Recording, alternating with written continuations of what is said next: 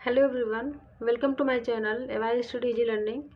तो फ्रेंड्स, हम लोग जो है यूपीपीएससी आरओ 2023 की जो है टेस्ट सीरीज कर रहे हैं। पीसीएस मंत्रा की टेस्ट सीरीज कर रहे हैं।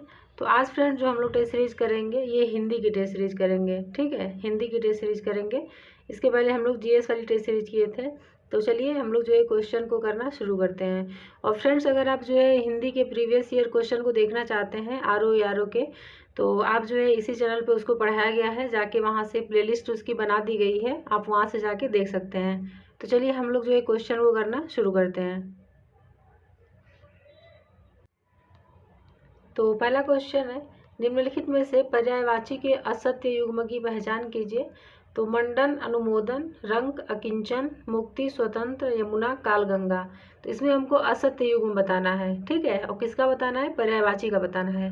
तो इसका आंसर हो जाएगा मुक्ति, स्वतंत्र, क्योंकि मुक्ति और स्वतंत्र दोनों जो है स्वतंत्र को ही बता रहे हैं। तो मुक्ति का जो पर्यायवाची है ये मोक्ष हो जाएगा, निर्वाण, और ये सब जो है वो मुक्ति के पर्यायवाची हैं। और स्वतंत्र का पर्यायवाची खुला, आज़ाद, स्वच्छंद, ये सब जो है वो स्वतंत्र के पर्यायवाची होते हैं। ठीक है, बाकी जो मंडन है, तो मंडन का पर्यायवाची क्या हो जाएगा? मंडन का समर्थन, अनुमोदन, अलंकरण, रूप, सज्जा, ये सब जो है मंडन के पर्यायवाची हैं।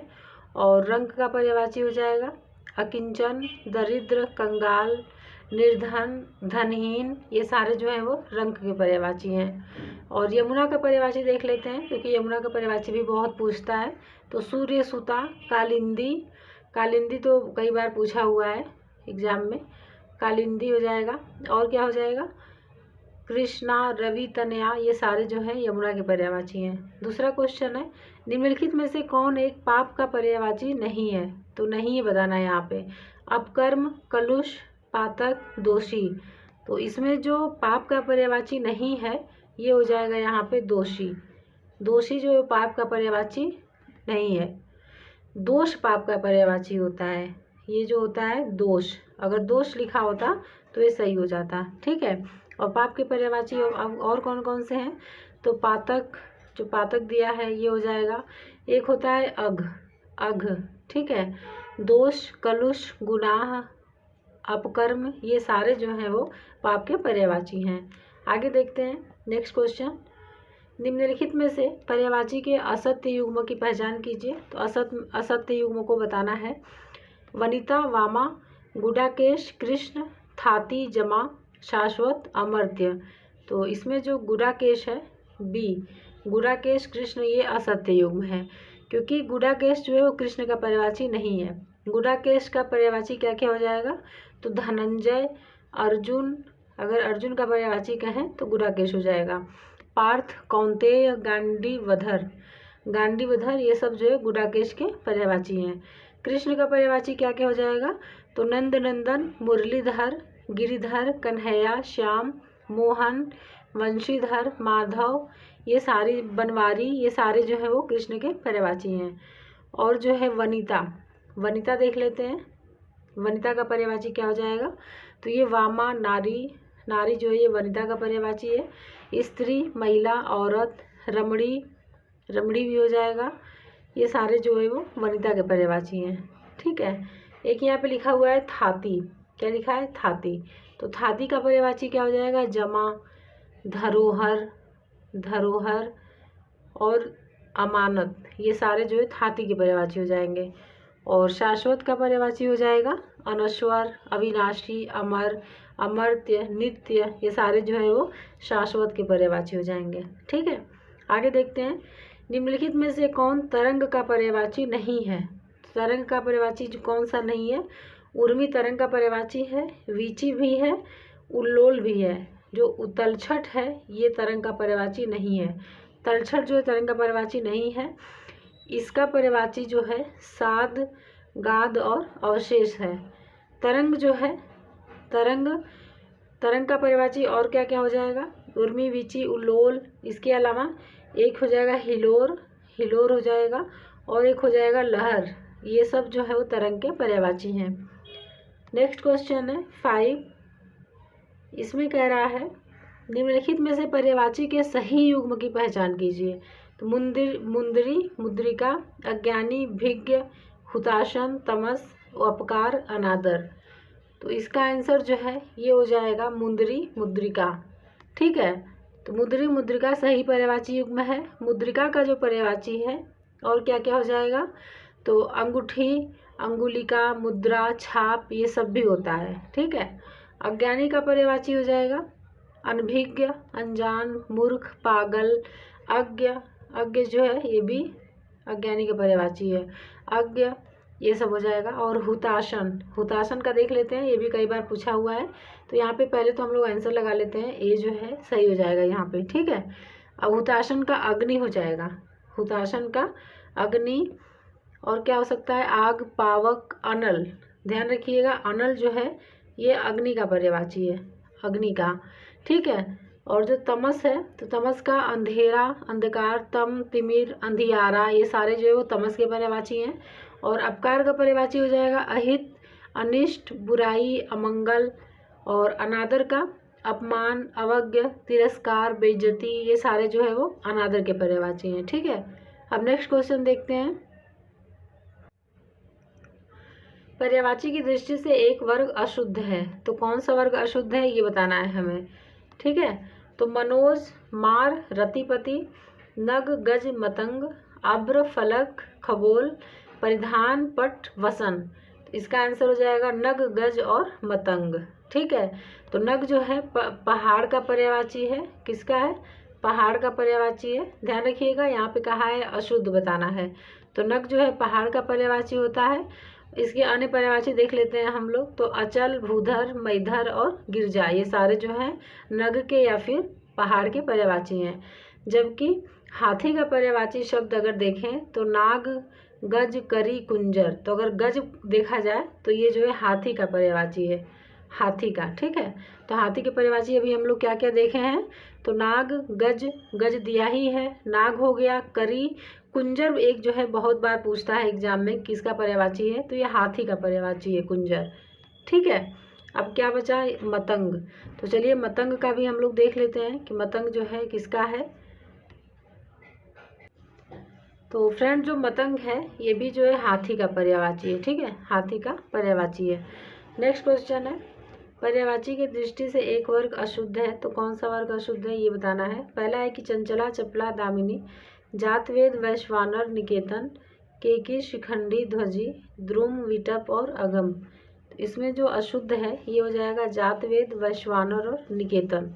तो जातवेद, वैश्वानर, दहन, वायुसखा, अनल, पावक, कृषाणु, ये सारे जो हैं वो आग के पर्यायवाची हैं। किसके हैं, आग के पर्यायवाची हैं।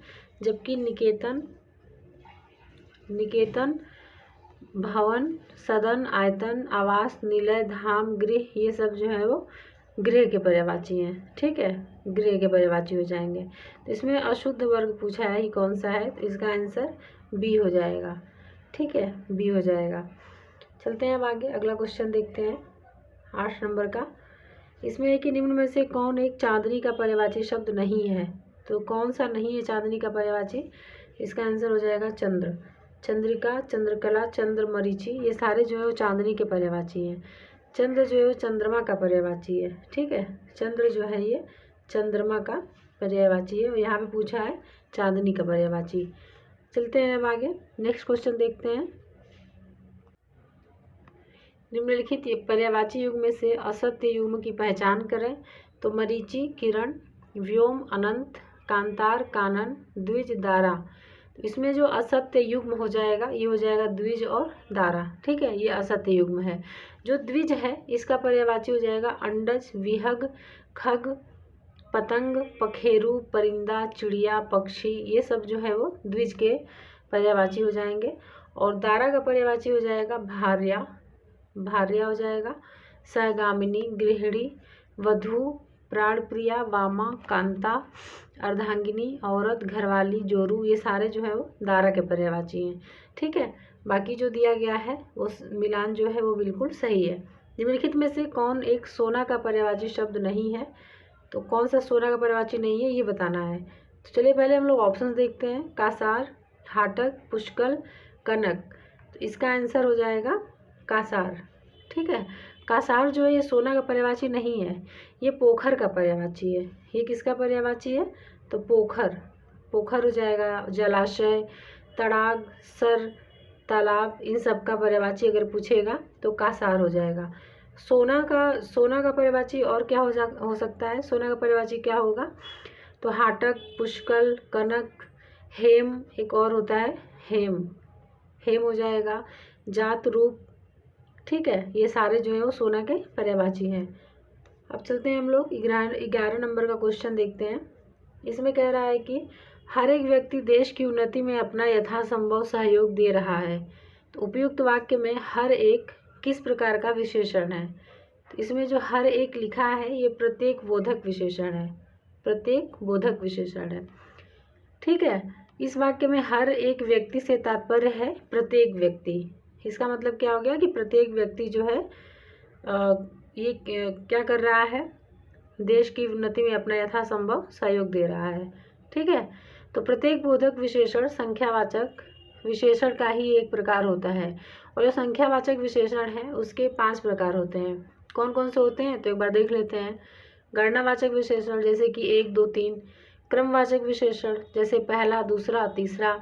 और तीसरा होता है आवृत्तिवाचक विशेषण जैसे कि दूना, तिगुना, चौगुना।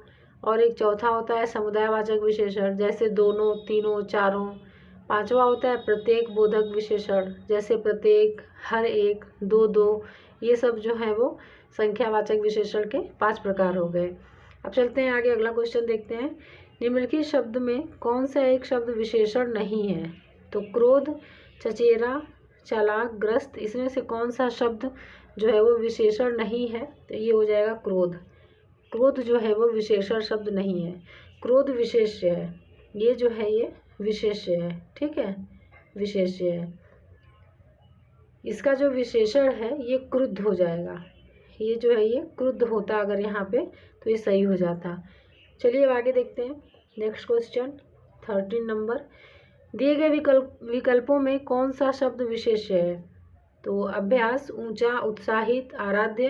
तो इसमें विशेष पूछा है हमसे, तो कौन सा शब्द हो जाएगा ये बताना है। ठीक है, तो इसका आंसर ए हो जाएगा, यानी कि अभ्यास। अभ्यास जो है ये इसमें विशेष्य है, अन्य जो है वो विशेषण है। बाकी जो दिए गए हैं ये सारे क्या हैं? विशेषण हैं।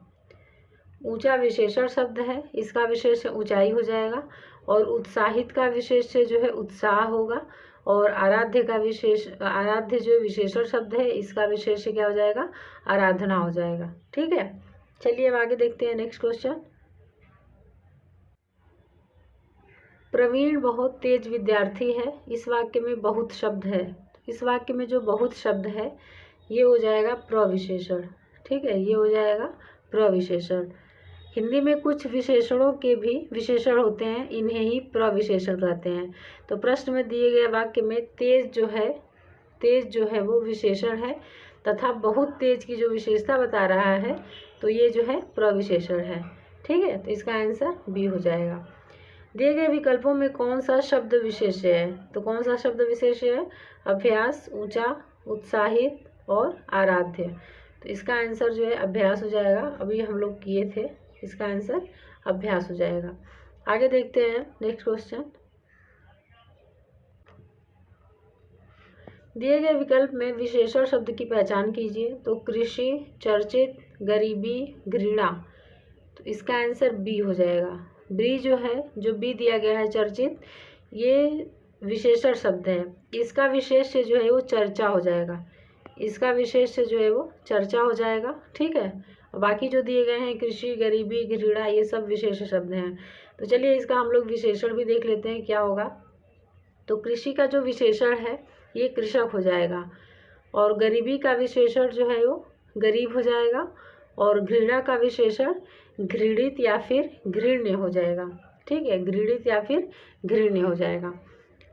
अब 17 नंबर देखते हैं कि दिए गए विशेष विशेषण युग्म में गलत युग्म की पहचान कीजिए। तो जादू, जादूगर, ताप, तापित, प्राची, प्रतीची, प्रस्ताव, प्रस्तावित। तो इसमें गलत युग्म की पहचान करनी है ना हमें। तो इसका आंसर हो जाएगा प्राची, प्रतीची, सी हो जाएगा। ठीक है, प्राची का जो विशेषण है ये प्राच्य होता है। प्राची का जो विशेषण है ये प्राच्य होता है, ना कि प्रतीची होता है, तो ये प्राच्य हो जाएगा। बाकी जो दिए गए हैं वो बिल्कुल सही सुमेलित हैं। नेक्स्ट क्वेश्चन है, निम्नलिखित विशेष विशेषण युग्मों में सही सुमेलित नहीं है तो समय, सामयिक, विवाह, विवाहित, विधि, वैध, वेद, वैदिक। तो इसका जो आंसर है ये हो जाएगा विवाह, विवाहित। विशेष विशेषण का बताना है कि कौन सा सही सुमेलित है, तो विवाह, विवाहित हो जाएगा। इसमें जो विवाह है, विवाह जो है ये विशेष हो जाएगा, ये जो है विशेष हो जाएगा, और विवाहित जो लिखा हुआ है ये विशेषण है। ठीक है, तो विशेषण जो है विवाहित हो जाएगा। ठीक है, बाकी जो दिए गए हैं तो चलिए उसको भी हम लोग करेक्ट कर लेते हैं। समय जो है, तो समय का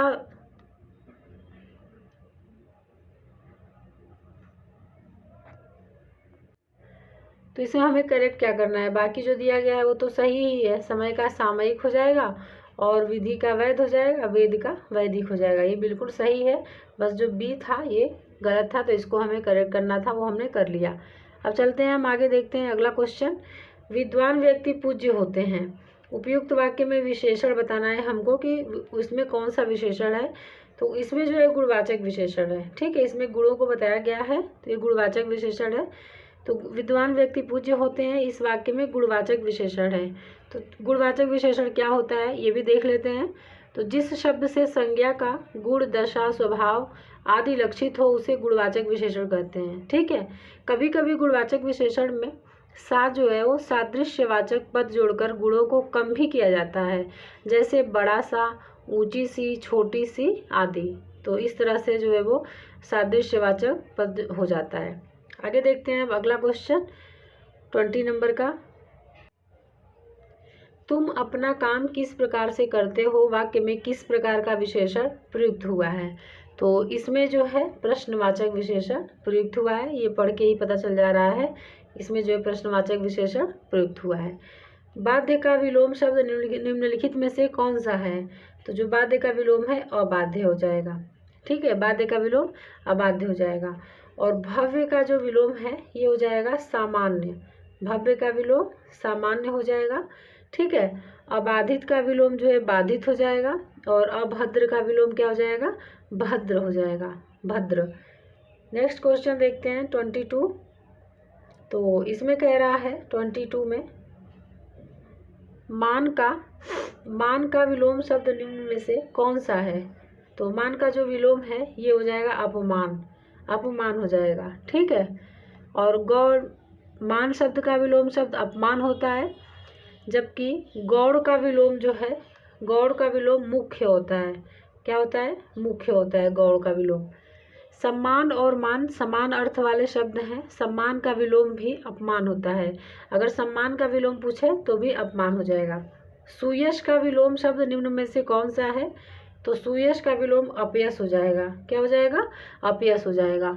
ठीक है, जबकि कुलक्षण का विलोम सुलक्षण होता है, तो कुलक्षण का सुलक्षण हो जाएगा। कुसमय का विलोम सुसमय हो जाएगा, सुसमय हो जाएगा। और दुसाध्य का विलोम क्या हो जाएगा, सुसाध्य हो जाएगा। नेक्स्ट क्वेश्चन देखते हैं अब। शस्त्र का विलोम शब्द निम्न में से कौन सा है। तो शस्त्र का जो विलोम है ये हो जाएगा अस्त्र।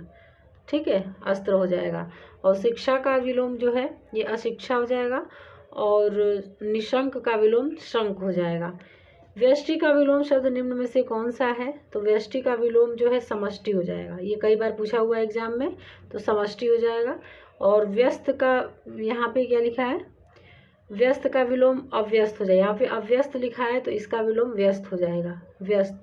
ठीक है, और व्याप्त का विलोम अव्याप्त, व्यवहारिक का विलोम अव्यवहारिक हो जाएगा, अव्यवहारिक का विलोम व्यवहारिक हो जाएगा। शांत का विलोम निम्न में से कौन सा शब्द नहीं है। तो यहाँ पे नहीं है पूछा है, तो इसका अशांत हो जाएगा। शांत का विलोम बिल्कुल सही है, उत्तेजित भी होगा, उद्विग्न भी होगा, अशांत नहीं होगा क्योंकि गलत लिखा हुआ है। ठीक है, इसकी जगह पे क्या हो जाएगा, अशांत का विलोम शांत नहीं बल्कि शांत होता है, ये शांत हो जाएगा। अगर ये वाला अशांत पूछता तो इसका विलोम शांत हो जाता। ठीक है, चलिए अब आगे देखते हैं अगला क्वेश्चन। विलोम शब्द की दृष्टि से निम्न में से कौन सा युग्म सुमेलित नहीं है? तो विशुद्ध, अवरुद्ध, विश्वस्त, अविश्वस्त, वृद्धि, हास, वैयक्तिक, सामूहिक। तो इसका आंसर हो जाएगा विशुद्ध और अवरुद्ध। यानी कि विशुद्ध का विलोम शब्द अवरुद्ध नहीं होता, बल्कि क्या हो जाएगा? अशुद्ध हो जाएगा। ठीक है, मिलावटी या फिर अविशुद्ध हो जाएगा। और विश्वस्त का जो विलोम है, विश्वस्त का विलोम अविश्वस्त सही है। वृद्धि का विलोम हास हो जाएगा और वैयक्तिक का विलोम सामूहिक हो जाएगा या फिर अवैयक्तिक हो जाएगा। लघु का विलोम शब्द निम्न में से कौन सा है? तो इसका आंसर हो जाएगा उपयुक्त दोनों। यानी कि गुरु और दीर्घ दोनों जो है वो लघु का विलोम होता है। ठीक है, अब नेक्स्ट क्वेश्चन देखते हैं 29 नंबर का। इसमें कह रहा है कि महाशय का विलोम शब्द निम्न में से कौन सा होगा? तो महाशय का विलोम हो जाएगा क्षुद्राशय, यानी कि सी हो जाएगा इसका आंसर। जबकि लघुत्तम का जो विलोम है, लघुत्तम का विलोम क्या हो जाएगा? महत्तम हो जाएगा। हम लोग बहुत पढ़े हैं लघुत्तम महत्तम, तो इसका आंसर लघुत्तम का महत्तम हो जाएगा। अब चलते हैं 30 नंबर का क्वेश्चन देखते हैं। मधुर का विलोम शब्द निम्न में से कौन सा नहीं है?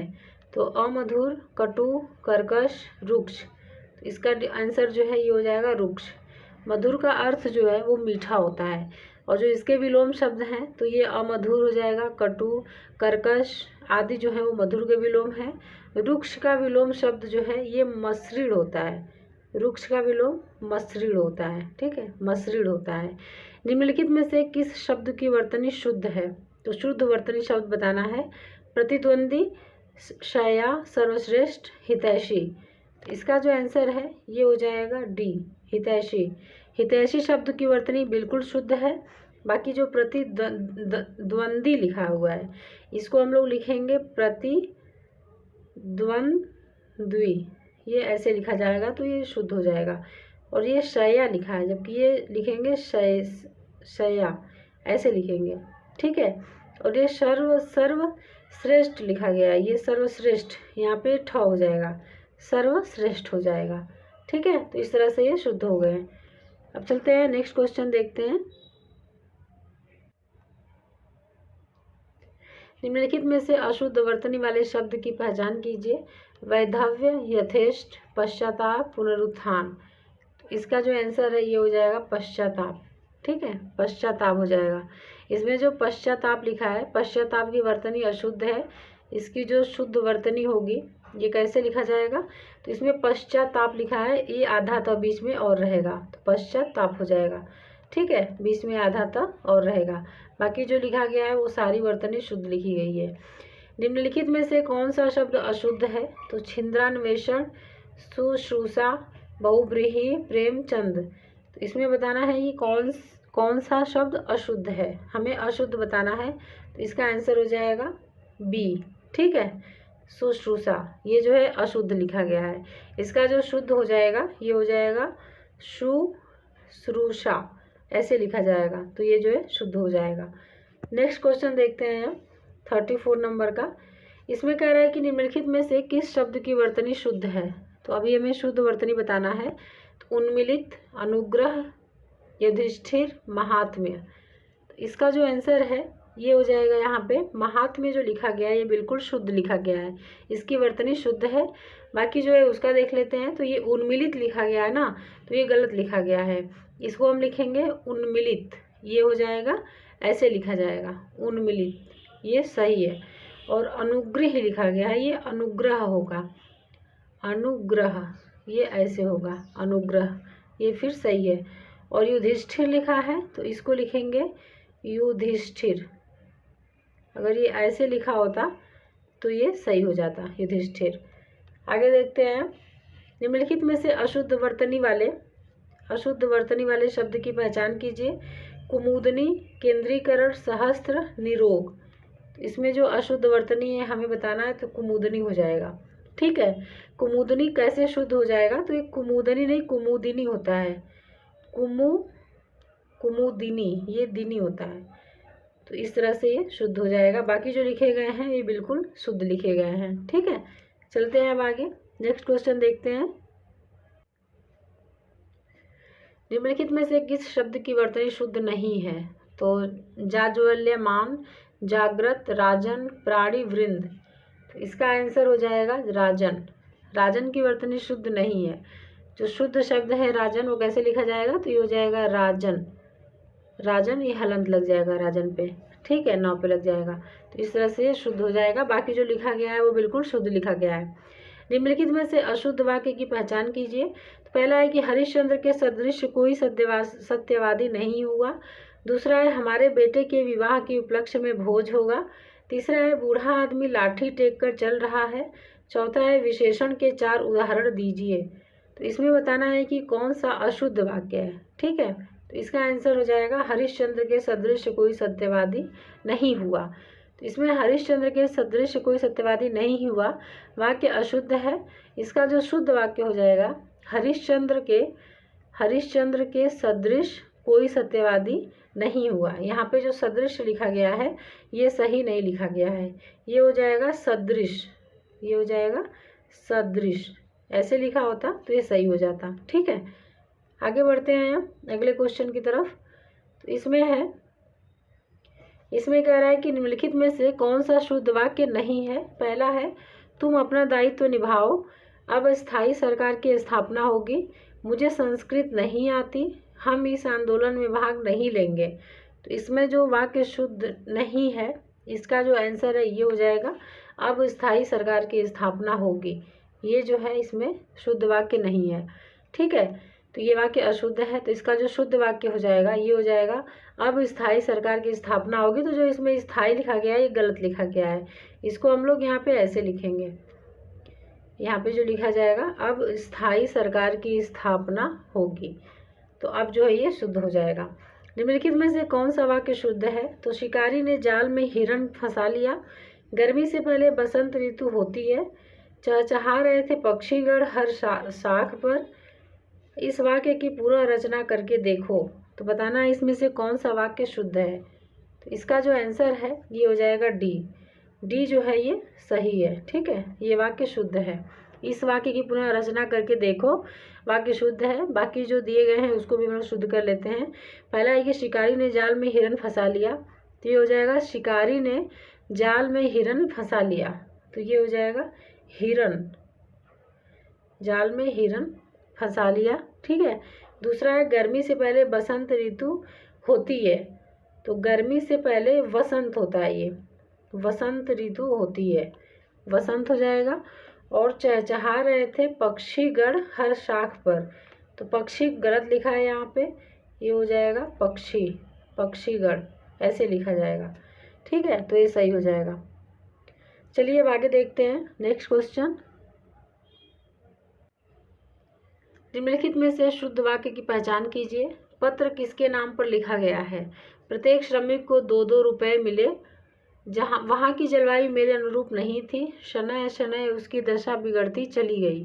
तो इसका आंसर हो जाएगा शनय शनय उसकी दशा बिगड़ती चली गई। ये वाक्य जो है वो शुद्ध लिखा गया है। बाकी पत्र किसके नाम पर लिखा गया है, तो ये हो जाएगा पत्र किसके नाम लिखा गया है। यहाँ जो पर लिखा गया है ये नहीं होगा, पत्र किसके नाम लिखा गया है। दूसरा है प्रत्येक श्रमिक को 2-2 रुपये मिले। तो ये हो जाएगा प्रत्येक श्रमिक को 2 रुपये मिले। यहाँ पे एक जो 2 लिखा गया है ये अनावश्यक है। तीसरा है वहाँ की जलवायु मेरे अनुरूप नहीं थी। तो ये हो जाएगा कि वहाँ की जलवायु मेरे अनुकूल नहीं थी। ये हो जाएगा मेरे अनुकूल नहीं थी, अनुकूल हो जाएगा, ठीक है। तो इस तरह से हम लोग करेक्ट कर लिए कि क्या क्या जो है गलतियाँ थी। निम्न में से कौन सा शब्द तत्सम है? अब तत्सम और तद्भव आ गया, चलिए अब उसको देखते हैं। तो इसमें जो है अधूरा, अंधेरा, आश्चर्य, अलग। तो इसमें बताना है कि कौन सा शब्द तत्सम है। तो इसका आंसर हो जाएगा सी, आश्चर्य। आश्चर्य शब्द जो है वो तत्सम है। इसका तद्भव जो है अचरज हो जाएगा। क्या हो जाएगा? अचरज, अचरज हो जाएगा, ठीक है। बाकी जो अधूरा है इसका तत्सम होता है अर्धपूर्वक। क्या होता है? अर्धपूर्वक। और अचरज का तो आश्चर्य होता है, हम लोग देख लिए। अंधेरा जो है इसका तत्सम जो है ये होता है अंधकार। ये जो है अंधकार होता है, अंधकार, ठीक है। और अलग का क्या होता है? अलग का तत्सम अलग्न होता है, अलग्न, अलग्न होता है, ठीक है।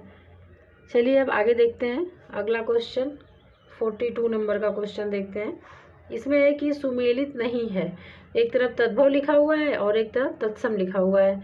उछा, उसके आगे उत्साह, उठ, उत्तिष्ठ, उलुक, उल्लू, उजाला, उज्ज्वल। तो कौन सा सुमेलित नहीं है ये बताना है हमको। इसका आंसर हो जाएगा सी, उलुक और उल्लू। ठीक है, बाकी उछा का उत्साह बिल्कुल सही है, और उठ का उत्तिष्ठ ये भी सही है। उल्लू का उलुक जो है यहाँ पे उल्टा लिख दिया है, तद्भव के स्थान पे उल्लू हो जाएगा और तत्सम के स्थान पे उलुक हो जाएगा। ठीक है, तो ये यहाँ पे स्थान बदल दिया है, बाकी लिखा सही है। और उजाला का क्या हो जाएगा, उज्ज्वल हो जाएगा। तो यहाँ पे एक करेक्ट कर लीजिएगा, उज्ज्वल गलत लिखा है इसने, ये उज्ज्वल दोनों जो है वो आधा रहेंगे। ठीक है, तो ये करेक्ट कर लीजिएगा। बाकी जो है सही लिखा है, तत्सम, उजाला का तत्सम उज्ज्वल ही होता है। ठीक है, तो ये हम लोग मिला लिए। चलिए अब आगे देखते हैं, नेक्स्ट क्वेश्चन देखते हैं। निम्नलिखित में से कौन सा एक तद्भव है? तो तद्भव बताना है। एकत्र, ईंधन, इसी का, इक्षु। तो ईंधन जो है इसमें तद्भव शब्द है, ईंधन जो है तद्भव शब्द है। ईंधन का तत्सम जो है ये क्या हो जाएगा, ईंधन हो जाएगा। ठीक है, ईंधन होता है। बाकी हम लोग देख लेते हैं, और ईंधन का तत्सम ईंधन होता है, ईंधन। और एक मिनट, थोड़ा इसको हम करेक्ट कर लेते हैं, फिर देख रहे हैं। तो ईंधन का जो तत्सम है वो ईंधन होता है, ईंधन होता है। ठीक है, यही दिखा रहा है, तो ईंधन होता है, ईंधन का तत्सम। तो इस तरह से जो है तद्भव जो है ईंधन है और इसका तत्सम ईंधन है। बाकी जो है इक्षु है। चलिए फिर हम लोग अब आगे देखते हैं, बाकी ये रिपीट होते रहेंगे जितना भी इसमें दिया हुआ है आगे। तो नेक्स्ट देखते हैं कि निम्नलिखित में से कौन सा युग बेमेल है। तो बेमेल का देखते हैं। पहला है कि अवर, और, ओझा का उपाध्याय, अवश्याय का ओस, उद्खल का उखल। तो इसका जो क्या पूछा है, बेमेल कौन सा है ना, तो इसका हो जाएगा ओझा उपाध्याय। ठीक है, ओझा जो है तत्सम शब्द नहीं है, यह तद्भव शब्द है। ओझा जो है तद्भव शब्द है। तो अवर का और बिल्कुल सही है, अवर का और सही है। उपाध्याय जो है यहाँ पे, उपाध्याय क्या हो जाएगा, उपाध्याय ओझा हो जाएगा। उपाध्याय यहाँ पे होना चाहिए और ओझा इधर होना चाहिए, यानी कि उपाध्याय तत्सम है और ओझा जो है तद्भव शब्द है। अवश्याय ये तत्सम है, ओस तद्भव है, यानी ओस का जो है तत्सम क्या हो जाएगा, अवश्याय, और उखल का तत्सम जो है वो उद्खल हो जाएगा, और का तत्सम अवर हो जाएगा। तो इसी तरह से ओझा का तत्सम जो है वो उपाध्याय हो जाएगा। तो इसलिए इसमें जो बेमेल है वो बी हो जाएगा। ठीक है, नेक्स्ट क्वेश्चन है 45 नंबर का। तो इसमें कह रहा है कि निम्न में से तत्सम शब्द है। तो आशीष, अहीर, अपना और अढ़ाई। तो इसमें तत्सम शब्द कौन सा है, तो ये हो जाएगा आशीष। आशीष जो है तत्सम शब्द है, इसका जो तद्भव है तो ये जो है आशीष हो जाएगा, तद्भव जो है आशीष हो जाएगा। ठीक है, तद्भव जो है इसका आशीष हो जाएगा। चलते हैं अब आगे, अगला क्वेश्चन देखते हैं। बेमेल है, तो एक तरफ तत्सम लिखा है और एक तरफ तद्भव लिखा हुआ है। तो स्तब्ध, खंभा, खरजू, खाज, खेल, खेला, छुर, खुर। तो इसमें बताना है कि कौन सा जो है वो बेमेल है। तो इसमें जो आंसर हो जाएगा इसका 46 का, ये हो जाएगा खेल खेला। खेल खेला जो है वो बेमेल है। तो स्तंभ का खंभा ये बिल्कुल सही है, तद्भव है इसका। खरजू का तद्भव जो है खाज हो जाएगा, और खेल का जो है यहाँ पे खेला होना चाहिए। खेल जो है तद्भव शब्द है और खेला जो है तत्सम है। ठीक है, तो पहले खेला होना चाहिए, उसके बाद खेल होना चाहिए। तो इस वजह से जो है ये बेमेल है। और बाकी जो है छुर, खुर ये भी बिल्कुल सही है तत्सम और तद्भव की दृष्टि से। तो इसका आंसर सी हो जाएगा। चलिए अब आगे देखते हैं, नेक्स्ट क्वेश्चन।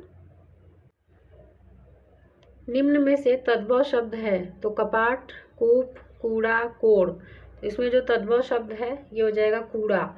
कूड़ा तद्भव शब्द है, और इसका जो तत्सम है ये हो जाएगा कूट। इसका तत्सम कूट हो जाएगा।